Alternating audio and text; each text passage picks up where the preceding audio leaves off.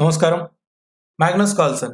जब भी ये नाम लोगों के ध्यान में आता है तो एक ही चीज़ आती है सबके मन में कि आज तक के जितने भी वर्ल्ड के टॉप मोस्ट जीनियस प्लेयर्स आए हैं चेस वर्ल्ड में, उनमें से एक नाम है और हम करंटली उसी उसी ईयर्स में हैं हम जहाँ पे हम देख रहे हैं कि मैग्नस कार्लसन हर एक को किसी भी पोजीशन में आके हरा देते हैं। लेकिन कभी-कभी ऐसा हो जाता है कि ऐसे प्लेयर को भी जो डिफीट है उसका स्वाद जो है वो चखना पड़ता है। और अगर ऐसा कोई प्लेयर है जो वर्ल्ड टॉप मोस्ट लेवल पे जो टॉप 5 या टॉप 10 प्लेयर्स में से कोई है, तो हिकारू नाकामुरा ज़रूर एक नाम है जो उनको हरा सकते हैं बहुत बार। सो जैसे डे 1 में कंप्लीटली मैग्नस कार्लसन के नाम रहा था डे 1 और 3-0 से उन्होंने कंप्लीट क्लीन स्वीप कर दिया था नाकामुरा को, जो कि ऑनलाइन दुनिया के मैं जैसे बोलता हूँ कि बेताज बादशाह हैं, जिस हिसाब से उनकी फैन फॉलोइंग है ट्विच पे या अदर प्लेटफॉर्म्स पे। लेकिन डे 2 में नाकामुरा ने दिखा दिया कि क्यों क्यों उनको लोग अभी भी इतना फॉलो करते हैं या क्या उनकी स्ट्रेंथ है जब ऑनलाइन चेस की बात आती है तो। सो इस रैपिड गेम में हुआ ये कि बेस्ट ऑफ 4 का ये था मैच था और पहला ही गेम है ये जो हम देख रहे हैं और एक इम्पोर्टेंट गेम था इस पूरे जो डे 2 था सेमीफाइनल का। तो हम क्विकली उसको देखते हैं और हम लोग गेम की तरफ जाते हैं।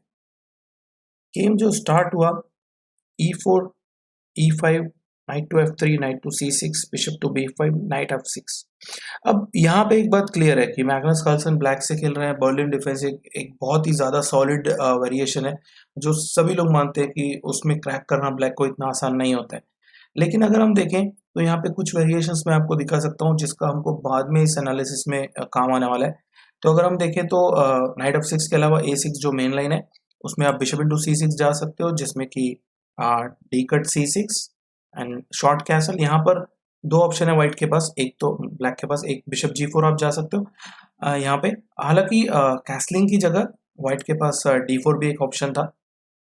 बिशप G4 एक जा सकते हो आप, जिसमें कि H3 H5 और D3 ये एक बहुत ही कॉमन सा वेरिएशन है जब एक्सचेंज रॉयल ओपेस की बात आती है। तो ये जो मैं गेम दिखा रहा हूँ ये मेरा ही गेम हुआ था ग्रैंड मास्टर सैयद अली आयल दच्चू के साथ नागपुर GM टूर्नामेंट में हुआ था। ये बहुत साल पहले 2000 आई थिंक 12 में। और तब मैंने ब्लैक से खेल रहा था, मैं तब मैंने H5 मूव खेला था ये बिकॉज ये एक्चुअली टूर्नामेंट जो था बहुत इंपॉर्टेंट भी था मेरे लिए, बिकॉज ये राउंड जो था उस वक्त मुझे IM नॉम के लिए मतलब चांस था जीत के। बट इसमें हुआ ये कि after queen F6 bishop to E3 bishop cut F3 queen cut F3 queen into F3 and G into F3 ये एक वेरिएशन आ गया था बोर्ड पे। हालांकि आप देखिए तो जब व्हाइट ने H3 खेला था और H5 हमने खेला है तो ऑब्वियसली इसको मारना इतना आसान नहीं है।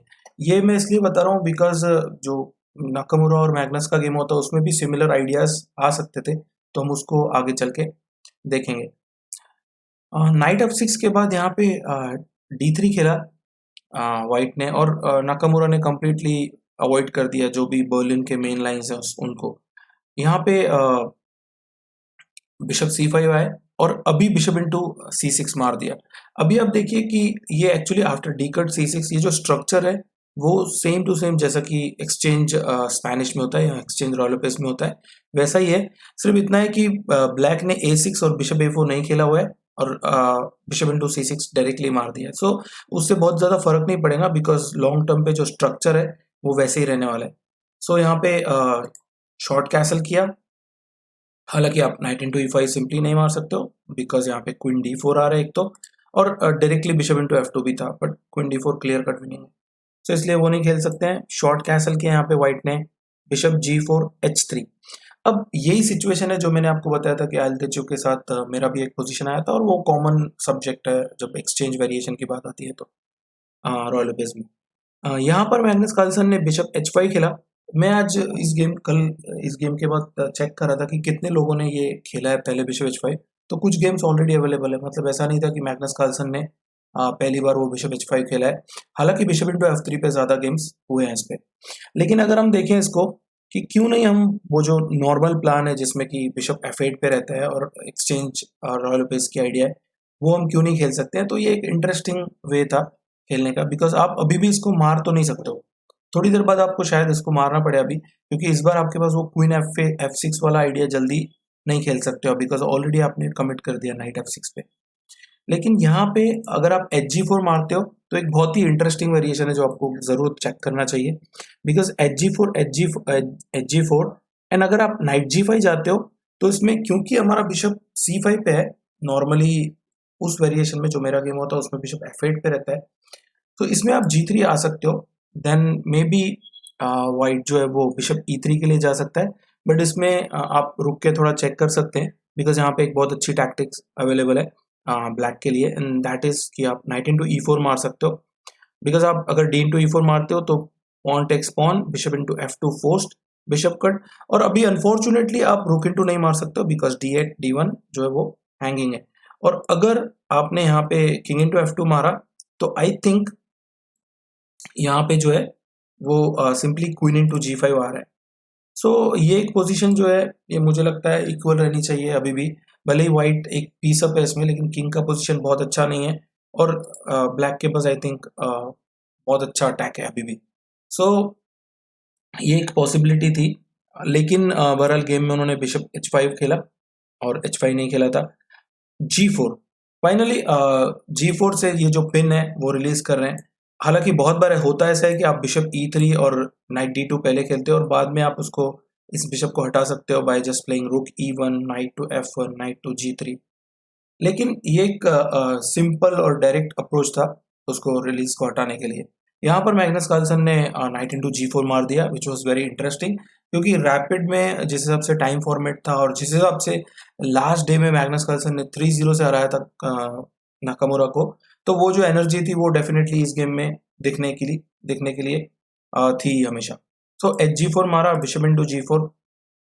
अब यहाँ पर एक सिंपल कंसेप्ट है, दो pawn exposed king against a piece, जो कि नॉर्मली आप मिखाइल ताल के बहुत सारे गेम्स आप देखोगे तो इसी पूरे पार्ट पर उनके गेम्स चलते थे ज्यादातर, कि कोई एक अनक्लियर सा सैक्रिफाइस दे दो, एक या दो पॉन ले लो और किंग को थोड़ा सा डिफिकल्ट सिचुएशन में रखो, बिकॉज उनका हमेशा ये मानना था कि डिफेंस करना इतना आसान नहीं है अटैक करने से, सो वो हमेशा अटैकिंग साइड में रहने की कोशिश ज्यादा करते थे। सो हुआ ये कि बिशप G4 के बाद यहाँ पे बिशप E3 खेला, और मैग्नस कार्लसन ने यहाँ पे सिंपली बिशप E7 खेल दिया, बिकॉज जब आप अटैकिंग साइड में होते हो, जब आपके पास जो है पीसेस कम है, आप ऑलरेडी एक पीस डाउन हो, तो आपको कॉम्प्लिकेशंस करने के लिए पीसेस बोर्ड पे रखना जरूरी है, तो आप सिंपल एक्सचेंजेस अवॉइड कर सकते हो हमेशा। हालांकि यहाँ पे एक गेम हुआ था, मैंने जो एनालिसिस किया था उसके बाद, कि बिशप D6 खेला था, यहाँ पे एक पीटर लिको और डेविड नवारा का गेम हुआ है इसी लाइन पे ही। सो जैसे कि मैंने आपको बोला कि ऑलरेडी कुछ लोगों ने बिशप H5 खेला है, तो उनमें से एक गेम मैंने मर्ज किया इसमें। BD6 खेला था यहाँ पे उन्होंने, किंग H1 F5, ये ऐसा F5 जो है वो मैग्नस के गेम में भी आया था।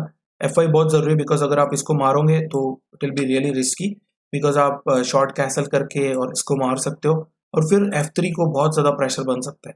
सो इसलिए यहाँ पे रुक G1 खेला उन्होंने, H5, and then after E cut F5 यहाँ पर उन्होंने मार दिया। ऑफकोर्स आप रुक इंटू G4 जैसे मूव नहीं सोच सकते हो, बिकॉज उसमें HG के बाद ये जो रुक है वो H फाइल में ऑलरेडी अटैक कर रहा है। सो क्वीन F6 खेला यहाँ पे, knight to D2, queen F5, and then finally after rook G3, क्योंकि उसको सपोर्ट चाहिए, H4 खेला, और फाइनली जैसे ही H4 खेला तो अभी वो थ्रेट नहीं है, मतलब जब भी आप पहले रुक G4 मार रहे थे तो H G4 के बाद ये जो फाइल है वो ओपन हो रही थी, पर इस बार वैसा नहीं हो रहा है। सो रुक इंटू G4 मारा, queen into G4, knight H2, queen D7, and then after queen G4, ये इसमें क्वीन एक्सचेंज हो गए थे after queen G4 night G4, और ये आई थिंक अराउंड 44 या 45 नंबर मूव पे ड्रॉ हो गया था ये गेम। लेकिन जो ये गेम हुआ मैग्नस कार्लसन का, उसमें उन्होंने बिशप E7 खेला था, बिशप D6 नहीं खेला था। सो यहाँ पे फिर से किंग H1 खेला। आई होप कि नाकामुरा को ये शायद वो गेम याद था, यहाँ उतना क्लियर कट अंडरस्टैंडिंग है कि रुक G1 ला के उसको मारना बहुत ज्यादा जरूरी है, अदरवाइज वो बिशप बहुत ज्यादा पावरफुल लग रहा है। सो F5 खेला, जैसे कि पीटर लिको के गेम में हुआ था, हमने देखा रुक G1, and then of course इसमें भी आप E कट F5 नहीं मार सकते थे, बिकॉज हमने देखा कि रुक जो है वो F फाइल में आके बहुत ज्यादा प्रेशर बना सकता है। सो यहाँ पे रुक G1 खेला था, H5, नाइट C3, फाइनली यहाँ पे आप सिंपल देख सकते हैं कि नाइट BT2 जो है वो एक क्लियर कट ब्लंडर था, बिकॉज F4 आ रहा था इसमें, लेकिन नाइट C3 खेला यहाँ पे, F4, बिशप D2। फाइनली ये जो पोजीशन है इसमें ये पॉन्स बहुत ज्यादा डेंजरस लग रहे हैं, अगर हम स्पेशली एफ जी और एच फाइल में देखें, एक बार अगर जी फाइल ज्वाइन हो जाता है, जी फाइव पॉन, तो ये तीनों पॉन बहुत अच्छे लग रहे हैं। यहाँ पे जी फाइव खेला, नाइट बी वन, ये एक बहुत ही मुश्किल घड़ी थी मुझे लगा कि वाइट के लिए, बिकॉज आपके पास एक्स्ट्रा पीस है लेकिन आपको अच्छे मूव्स ढूंढना बहुत मुश्किल हो रहा है।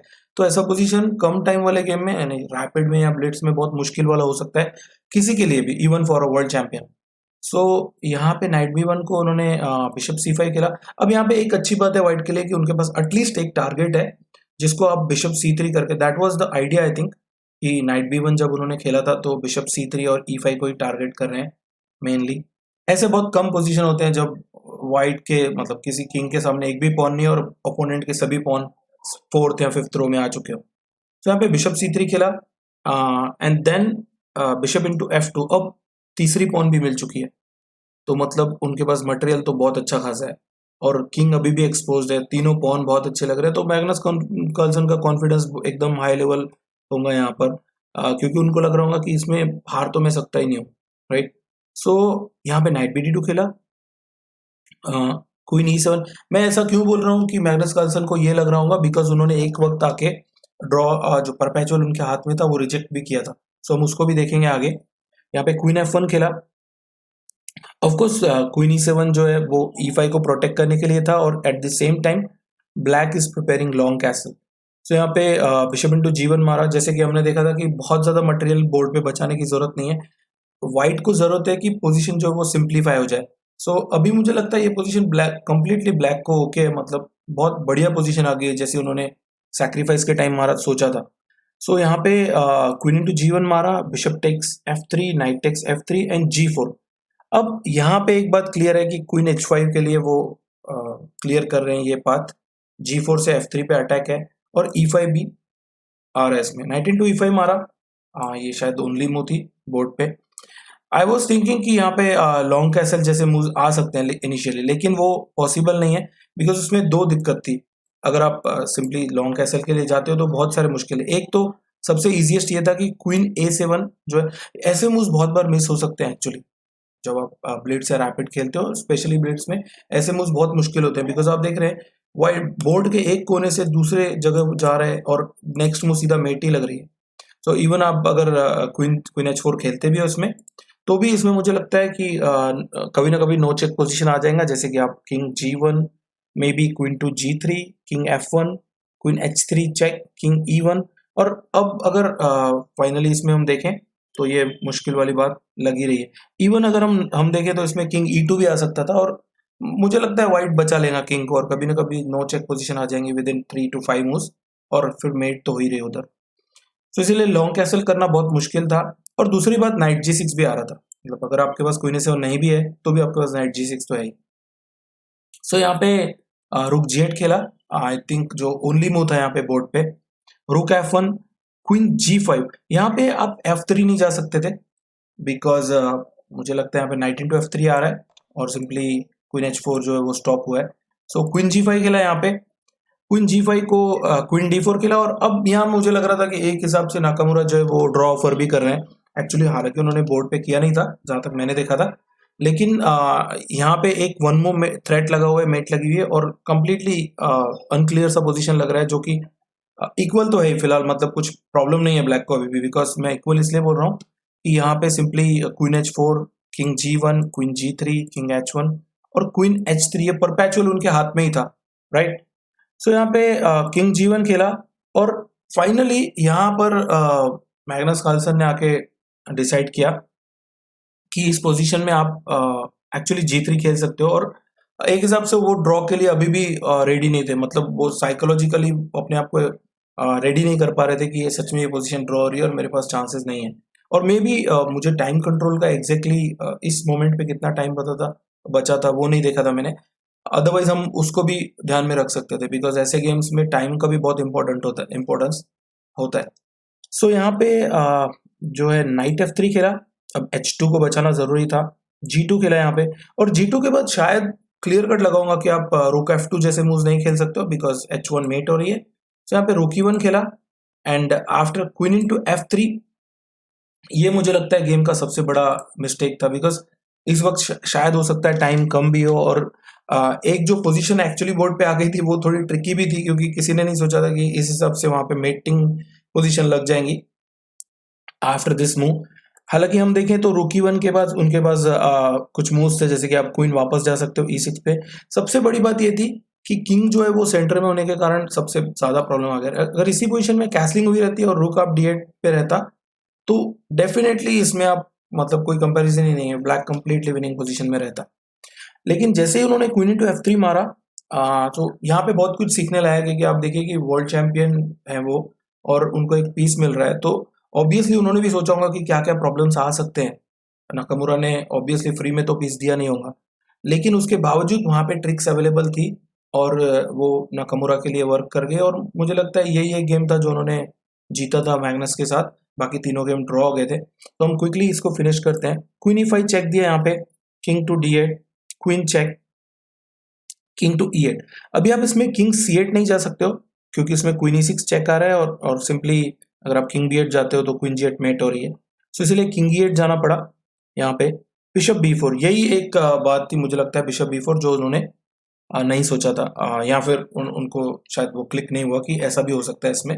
और इसके बाद मुझे लगता है कुछ बचा नहीं है बोर्ड पे, बिकॉज उन्होंने फिर भी C5 खेला था जब मैंने देखा था, तो बिशप इंटू C5 मारा, king D7 and finally after queen F7 यहाँ पर आकर जो विश्व विजेता हमारे मैग्नस कार्लसन है और सबसे स्ट्रॉन्गेस्ट प्लेयर है मुझे लगता है इस पूरे एरा में, तो उन्होंने आके रिजाइन कर दिया। और ये एक बहुत ही मुश्किल बात थी उनके लिए, बिकॉज हमने जब भी उनको वीडियोस में देखा है तो वो हार को बहुत सहन नहीं कर पाते हैं, और ये एक्चुअली उनके लिए उनकी बहुत अच्छी क्वालिटी है। ये बहुत कम लोगों में आती है नेचुरली।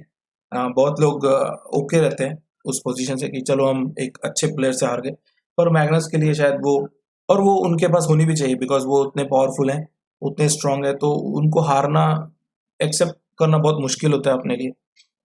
तो मुझे लगता है आपको पसंद आया होगा ये गेम, और मैंने एक्चुअली उसको बहुत एनालाइज करने की सोचा था कि जो जो इवन मुझे लगा कि जो जो गेम में मर्ज कर सकता हूँ उसमें, वो भी मैंने किए थे।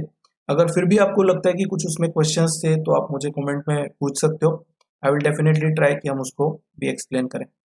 तो इस टूर्नामेंट के मैंने पहले भी बहुत सारे गेम्स अपलोड किया है, मुझे उम्मीद है आप देखोगे और आपको पसंद आ रहा होगा। तो मिलेंगे बहुत जल्दी। आज उनका लास्ट मतलब थर्ड डे है सेमीफाइनल का, जो नॉकआउट जो फाइनल फेज है। आज डिसाइड हो जाएगा कि दानिल डुबो के साथ फाइनल में कौन खेलने वाले हैं। तो हम मिलेंगे बहुत जल्दी। आप सेफ रहिए, घर पे ही रहिए। Bye, thank you.